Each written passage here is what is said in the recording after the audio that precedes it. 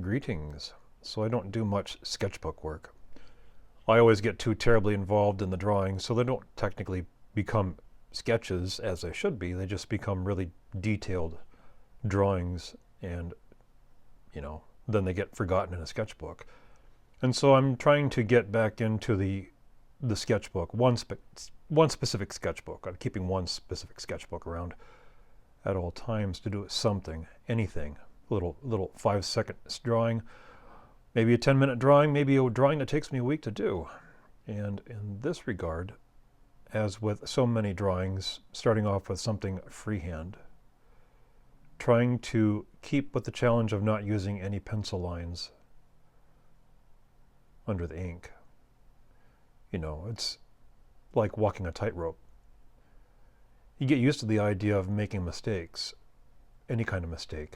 The slightest mistake, the biggest mistake. This face here probably doesn't have any accuracy when it comes to proportions, but that's just part of the process of doing a freehand face like this.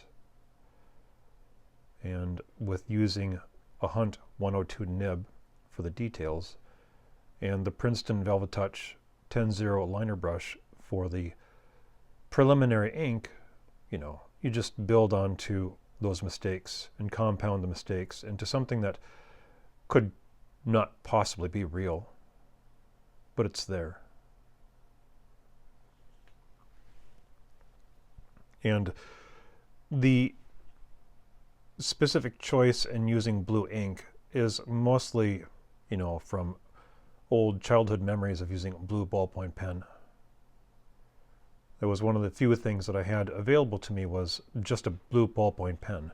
I didn't have very many pencils, I didn't have very many markers or anything like that growing up. There was always just a blue ballpoint pen, always floating around. So using the blue ink is kind of a callback to that. But anyway, getting back into some kind of regular drawing in a sketchbook, any kind of regular drawing, any kind of surrealist mumbo jumbo, something crazy, something unexpected. And that's one of the benefits of doing something freehand. You try to make something as impossible look as realistic as possible, making the impossible possible with a pen and some ink.